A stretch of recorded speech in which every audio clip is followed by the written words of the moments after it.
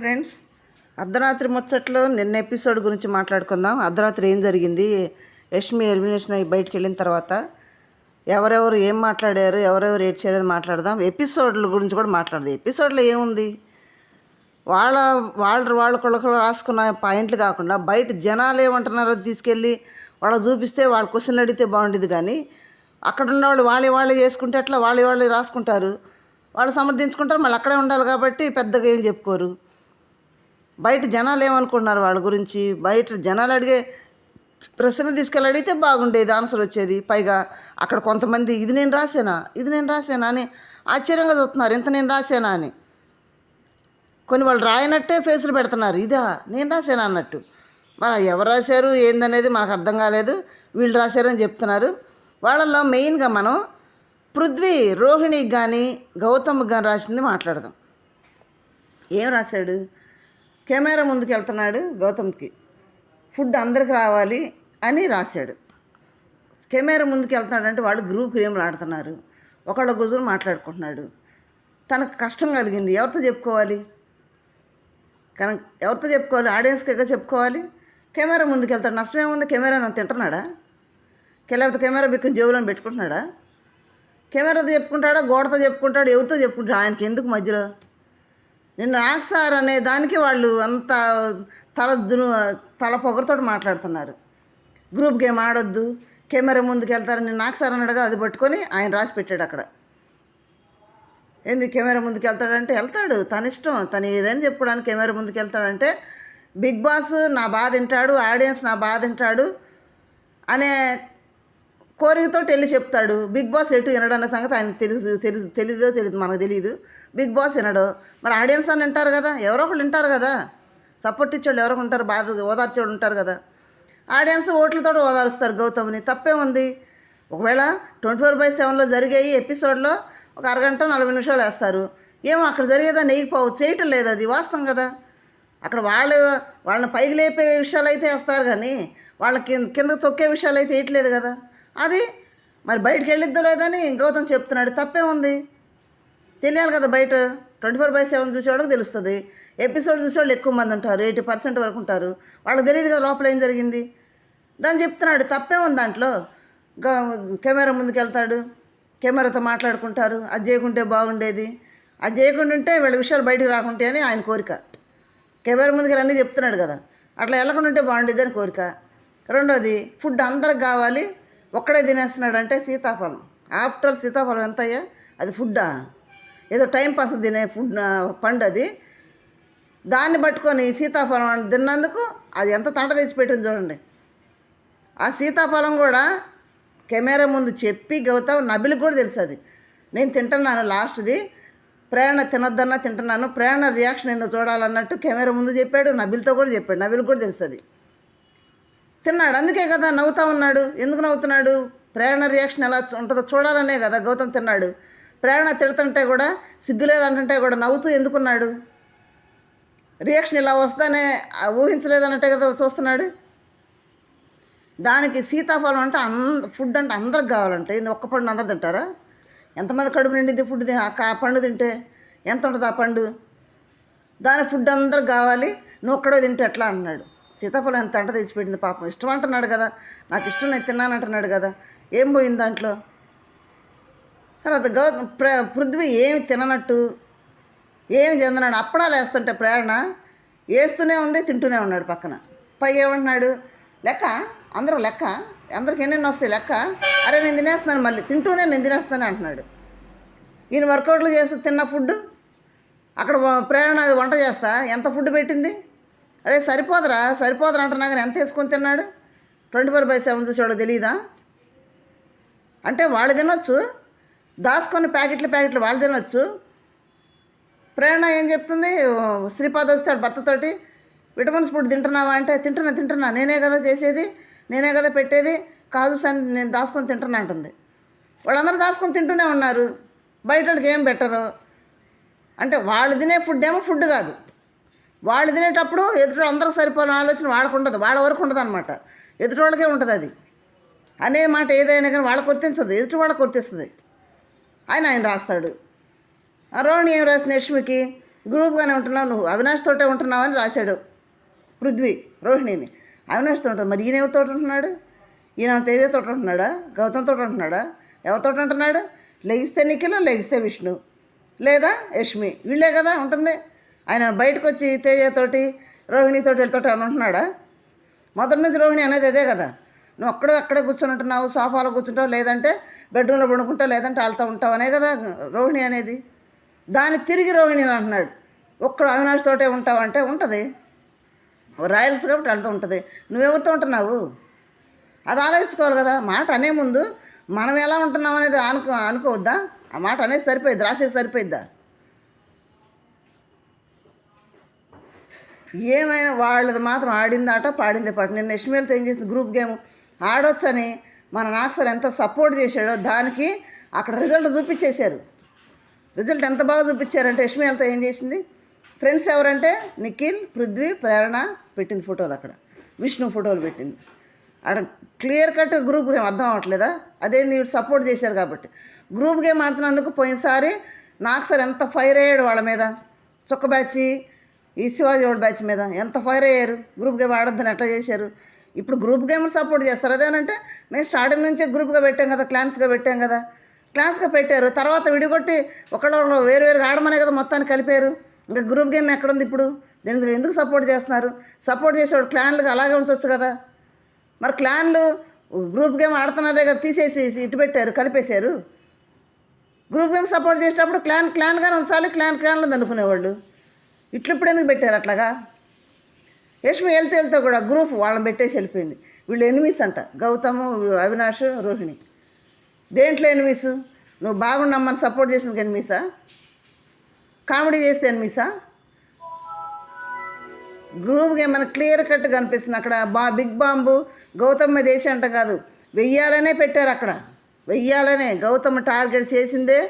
అక్కడ big boss team అంతా కూడా గౌతమ్ పక్కా టార్గెట్ చేసింది, మామూలుగా టార్గెట్ కాదు అది. వెళ్తే కూడా బాంబు వేసి వెళ్ళింది. కానీ వేసినా అది గౌతమ్ మేలే జరిగిద్దిలే. కానీ ఎందుకంటే ఎదుటివాడికి మనం అన్యాయం చేయాలనుకుంటే దేవుడు మనకు అన్యాయం చేస్తాడు, ఆడియన్స్ మేలు చేస్తారు. యష్మి వెళ్ళిపోయింది. యష్మి గురించి ఒక్కళ్ళన్నా బాధపడ్డారు లోపల? ఎవ్వరు బాధపడలేదు. వెళ్ళింది అనేది విషయం ఎవ్వరు బాధపడలేదు.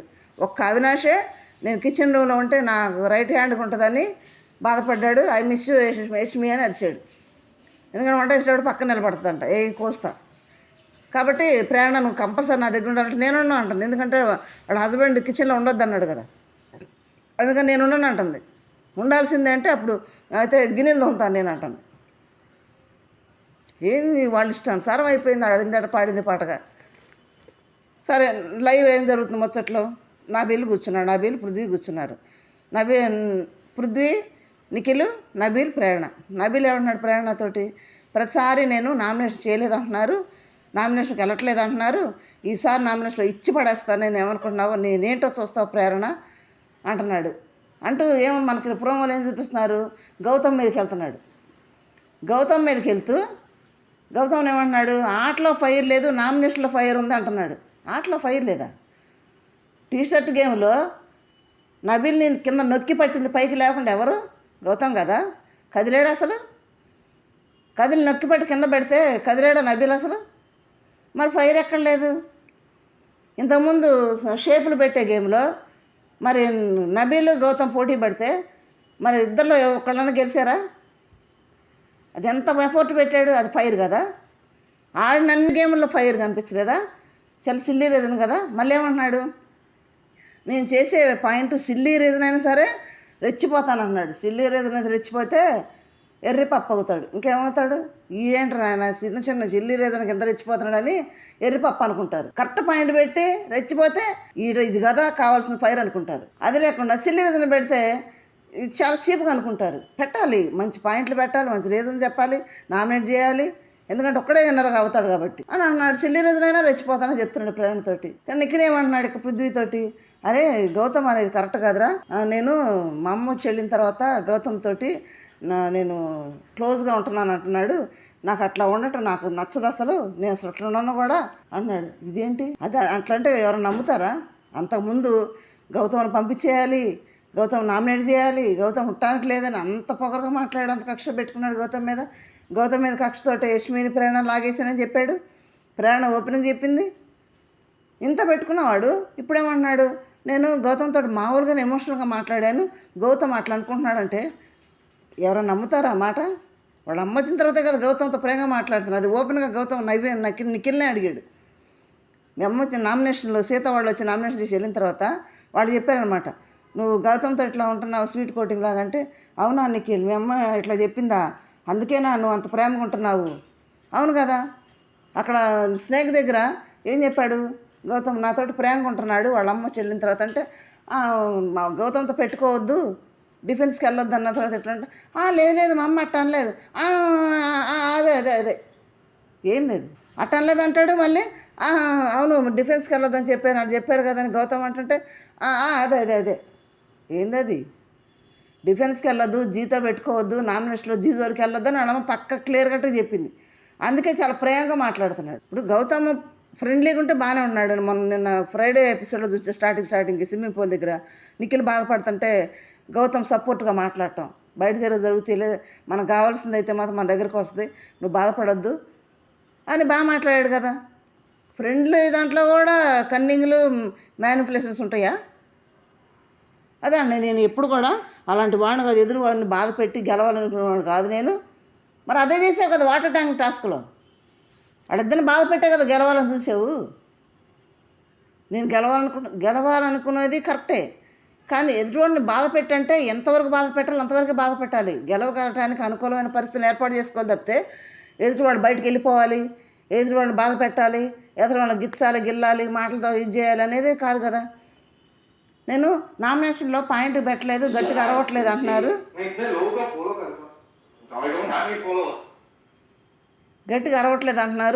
గట్టిగా అరిస్తేనే నామినేషన్ చేసినట్ట. మంచి పాయింట్ ఉంటే మామూలుగా చిన్నగా చెప్పిన పాయింటే కదా అది, నేను పెద్దగా అరిస్తేనే పాయింట్ పెట్టినట్ట అంటున్నాడు నిఖిల్ పృథ్వీతోటి. అది ఎట్లా అవుతుంది? ఇప్పుడు పాయింట్ పెట్టావు అనుకో, ఎదుటి వ్యక్తి డిఫెండ్ చేసుకునేటప్పుడు నువ్వు కూడా గట్టిగా డిఫెండ్ చేసుకోవాలి. నేను మెత్తగా మాట్లాడతాను అంటే కుదరదు కదా. అక్కడ నేను పాయింట్ గట్టిగానే పెడతాను. గట్టిగా ఎప్పుడు పెట్టాడు పాయింట్, తనకు సంబంధించిన పాయింట్ ఎప్పుడు పెట్టలేదు నామినేషన్లో. నిఖిల్ అయితే మాత్రం ఫేస్ మాస్క్ ఇంకా తీయలేదు. హరితేజ్ వెళ్తాయని చెప్పింది నిఖిల్, ఇప్పుడైనా మాస్క్ తీసేయి. ఎందుకంటే నిఖిల్ వాళ్ళతోటి హరితేజ ట్రావెల్ చేసింది, వాళ్ళతోటే ఉంది, వాళ్ళ మాటలే ఉంది, వాళ్ళ మాటలో ఉండి గేమ్ ఆడింది, వాళ్ళు చెప్పినట్టే తేజని తీసేసింది, వాళ్ళ పక్కనే ఉంది. కాబట్టి ఆమెకు అర్థమైంది కాబట్టి వెళ్తే ఏమన్నది, నిఖిల్ మాస్క్ తీసే ఇక నుంచి అయినా, ఇంకా ఓపెన్ అవ్వు, అన్ని ఎమోషన్స్ చూపించు అని ఓపెన్గా చెప్పి వెళ్ళింది. సేమ్ ట్వీట్ వాళ్ళ లవర్ అమ్మాయి కూడా పెట్టిందని నాకు అతను పెట్టాడు. మాస్క్ తీయలేదు నిఖిల్, ఇది కాదు నమ్మొద్దని పెట్టిందని చెప్తున్నాడు. అది ఆల్రెడీ సోషల్ మీడియాలో హల్చల్ చేస్తుంది. కానీ ఇంకా ఎవరిని సమర్థిస్తున్నాడంటే జనం ఎట్లా అయ్యారంటే, అక్కడ సీరియల్ బ్యాచ్ ఫ్రెండ్స్ ఉంటారు కదా, ఫ్యాన్స్ ఉంటారు కదా, ఎవరైతేమి అంటే ఆడినా ఆడకపోయినా నిజాయితీగా ఉన్నా ఉండకపోయినా నిఖిల్ విన్నర్ అవ్వాలి ఇదే పెట్టి కూర్చునే వాళ్ళు ఉంటారు. అంటే ఫ్యాన్స్, అది సీరియల్ ఫ్యాన్స్ ఉంటారు కదా, అది కాదు కదా. బిగ్ బాస్ ఎలా ఆడారు ఏంది ఇది కాదు చూడాలి. నేను ఏమైనా బాధపెట్టను అంటున్నాడు. మరి ఏమైనా ఎంతమందిని బాధ పెట్టలేదు? యష్మిని బాధ పెట్టలేదా? ఏమో వాళ్ళ ఫ్రెండ్స్లే, వాళ్ళు ఏమనుకుంటే మనకెందుకు. కానీ టీషర్ట్ ఇదైపోయింది. నబీల్ అయితే ఇప్పుడు నామినేషన్లు చేస్తాడంట, ఎట్లా చేస్తాడో చూద్దాం మనం. గౌతమ్ పాపం ఏడ్చేసాడు. ఎందుకంటే చాలాసేపు కూర్చొని ఆలోచించి ఏడ్చేసి, అమ్మ ఈ టైంలో నాకు గుర్తొస్తున్నావు, ఈ టైంలో నీ హెల్ప్ నాకు కావాలమ్మా అన్నట్టు ఏడ్చేసాడు. గౌతమ్కి అలవాటు ఉంది, బాధపడి బాగా ఏడ్చినప్పుడు వాళ్ళ అమ్మని తలుసుకుంటాడు బాగా. పోయిన సీజన్లో కూడా ఏదో సిచ్యువేషన్లో బాధ వేస్తే స్విమ్మింగ్ పూల్ దగ్గర కూర్చొని వాళ్ళ అమ్మ లెటర్ చదువుకుంటూ ఏడ్చాడు. కానీ వాళ్ళ అమ్మ కొడుకులు బాండింగ్ అయితే వాళ్ళ అమ్మ అంటే అంత ఇష్టం కాబోలు ఏడుస్తూ, అమ్మ నీ హెల్ప్ నాకు కావాలి, ఈ టైంలో నాకు చాలా బాధ వేస్తుంది అన్నట్టు ఏడ్చాడు. పాపం ఏడుస్తున్నాడు కదా, బాధలో ఉన్నాడు కదా. అంటే జరిగిందంతా కూడా ఆలోచించుకున్నాడు. ఎందుకంటే తన పాయింట్ పెట్టనీయకుండా షటప్ అంటాం, తను చెప్తున్నాడు పాయింట్ వినాలి కదా, హోస్ట్ అనేవాడు ఓపిక వినాలి కదా, ఏం చెప్తున్నాడో ఏందని వినకుండా షటప్ అనేటప్పటికీ సైలెంట్ అయ్యాడు. ఏం మాట్లాడుతున్నాడు ఇప్పుడు బాధపడి ఏడ్చుకుంటూ, నేను ఎవరిని ఏమన్నా, ఎవరిని కష్టపెట్టను, నాకు పని నేను ఆడతాను, నేను ఎవరిని ఏమన్నాని పాపం నేను ఎవరి గురించి కూడా పట్టించుకోరని ఏడుస్తున్నాడు. సేమ్ మణికంఠ కూడా ఇలాగే అయింది. మణికంఠని ఏ టాస్కులు అంటే బ్యాటరీ టాస్క్లో కూడా లోపలికి పట్టుకెళ్ళిపోయి మణికంఠ అని పడుకోవడానికి వెళ్తే అవినాష్ కానీ తేజ కానీ కూర్చోబెట్టి నిన్ను చీఫ్ కంటెండర్ వేసి నువ్వు తీయాల్సి వస్తే మేము తీయము, మాకు పాయింట్లు అని అడిగితే మణికంఠ ఏమన్నాడు తెలుసా? వాళ్ళు చాలా కష్టపడి ఆడుతున్నారు, ఆ కష్టపడి ఆడే ఫైర్ని నేను నీకు పాయింట్లు ఇచ్చేసి నేను నీళ్ళు పోసి చల్లార్చను, వాళ్ళు అంత కష్టపడుతున్నారు, నేను ఇట్లా చేయడం కరెక్ట్ కాదు, నేను వాళ్ళ కోసం ఉంటాను, మీరు ఏం చేసుకుంటారో చేసుకోండి, నేను పాయింట్లు అయితే ఇవ్వను, నా క్లాన్ కోసం నేను ఆడతాను అన్నాడు కదా. మరి ఆ క్లిప్పింగ్ అస్సలే లేదు. మణికంఠను ఎప్పుడు చూసినా కానీ ఇట్లా అన్నావు, నీ ఇన్మెచ్యూర్డ్, నీకు మైండ్ డెవలప్ లేదు అని లో చేస్తూ మణికంఠని ఇంకా డౌన్ చేస్తూ ఆ పిల్లడు బ్రెయిన్ అంతా కూడా డెడ్ అయ్యే విధంగా ప్రవర్తించారు తప్పితే హోస్ట్ కానీ హౌస్లో వాడు కానీ ఒక్క విషయంలో కూడా అప్రిషియేషన్ అనేది లేనే లేదు మణికంఠకు. పాపం ఎదుటి వ్యక్తి పొగిడితే ఇంకా ఎక్కువ ఆడాలనిపిస్తుంది, ఎదుటి వ్యక్తి ఇంకా డిక్రీజ్ చేస్తూ ఉంటే ఇంకేమీ ఓపికగా ఆలోచనగా యాక్టివ్గా ఆడగలడు. ఆ గేమ్లోనే నిఖిల్ అన్న ఒక మాటను వేసారు, నిఖిల్ చూడండి క్లాన్ కోసం ఎంత కష్టపడుతున్నాడో అని వేసి చూపించారు. మరి లోపల జరిగిన ఆ క్లిప్పింగ్ కూడా వేయచ్చు కదా. ఆ క్లిప్పింగ్ వేయకుండా గ్రూప్ గేమ్ ఆడదంటే నువ్వేమన్నావు మణికంఠ అవసరం లేదని వేసాడు అక్కడ. పైగా మణికంఠ అన్న మాటలు కాకుండా ముందు జరిగిన కాన్వర్జేషన్ కాకుండా మధ్యలో వేసేసి మణికంఠ చెప్తుంటే కూడా వినిపించుకోకుండా అక్కడ మణికంఠనే తిట్టారు. అందరు తిట్టించాడు, అందరు నామినేట్ కూడా చేయించారు. సేమ్ గౌతమ్ పరిస్థితి కూడా ఇప్పుడు అదే అయింది. గౌతమ్ పెట్టే రీజన్ వినకుండా ఇప్పుడు నేనేమన్నాడు, మీ పాయింట్ ఆఫ్ వ్యూలో గోమ్గా మధ్యలో ఎవరు మాట్లాడలేదా? విష్ణు మాట్లాడలేదా మధ్యలో? రోహిణితో మాట్లాడుతుంటే విష్ణు ఎన్నిసార్లు మాట్లాడింది? ఉండమ్మా ఉండు విష్ణు నీ దగ్గరికి వస్తా ఉండమ్మా అన్నాడు కానీ షటప్ అన్నాడా? అంటే గోమ్గా మాట్లాడితే అమ్మ బొమ్మ అంట కూర్చోబెడతారా? ఎదురు ప్రశ్నిస్తే మాత్రం ఉన్నదన్నట్టు కరెక్ట్గా మాట్లాడితే షటప్ అంటారా? ఇది ఎక్కడరా బాబు? మళ్ళీ గౌతమ్ అన్నందుకు అందరూ ఫీల్ అయిపోతారని మా పృథ్వీ నువ్వు కూడా అని లేని కోపాన్ని తెచ్చుకొని పృథ్వీ మీద మళ్ళీ కోపాడతాం. నిన్నైతే గౌతమ్కి అయితే నిన్న మణికంఠ గుర్తొచ్చాడు. మణికంఠ చేసిన పనులను కూడా చూపించకుండా మణికంఠ ఎలా అరిచారు.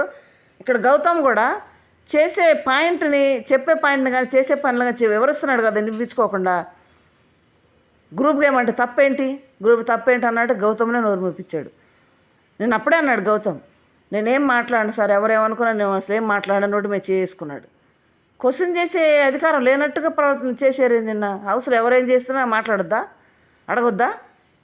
అడగొద్దన్నట్టుంది అక్కడ. అడగకపోతే ఎవరు చెప్పులు చేసేది బయటికి ఎలా వెళ్తాయి? గౌతమ్ అయితే పాపం ఏడ్చేశాడు, వాళ్ళ అమ్మను గుర్తు చేసుకొని బాగా ఏడ్చాడు. మరి ఈరోజు నామినేషన్లో అయితే నబీల్ గౌతమ్ మీద పడుతూ సిల్లీ రేదని చెప్తున్నాడు. ఆటలో ఫైర్ లేదు, నామినేషన్లో ఫైర్ ఉందని. నామినేషన్లో ఫైర్ అయింది, ఆటలో ఫైర్ అయింది. ఆటలో ఫైర్ ఉంటేనే కదా నామినేషన్లో వచ్చేది. నామినేషన్ కరెక్ట్ పాయింట్ పెడతాడు కాబట్టి ఫైర్ అవుతాడు, కరెక్ట్ పాయింట్ పెట్టిన వాళ్ళు ఫైర్ గారు. సిల్లీ రేదని చెప్పి చేసేవాళ్ళు చూడాలి, నామినేషన్లో ఎట్లా ఉంటుందో చూడాలి. మా నబీల్ ఏందో తెగ ఇచ్చి పడేస్తున్నాడు దాంట్లో. మీరు ఇదంతా వినండి, గౌతమ్ చేసేది హౌస్లో కానీ ఏడిపించేశారు, అది కరెక్టేనా? గౌతమ్ ఫ్యాన్స్ ఎంతమంది ఉన్నారు? గౌతమ్ సపోర్ట్ చేయడం ఎంతమంది నాకు కామెంట్ చేయండి. నిన్న జరిగిన దాంట్లో మాత్రం నాకు అస్సలు నచ్చలేదు. గౌతమ్ టార్గెట్ చేయడం కానీ అక్కడ నీమ్స్లో కానీ సీతాపాల గురించి మాట్లాడటం కానీ అయినా నాకు అస్సలు నచ్చలేదు. మీకు ఎట్లా అనేది నాకు కామెంట్ చేయండి, లైక్ చేయండి, షేర్ చేయండి, సబ్స్క్రైబ్ చేయండి. Thank you.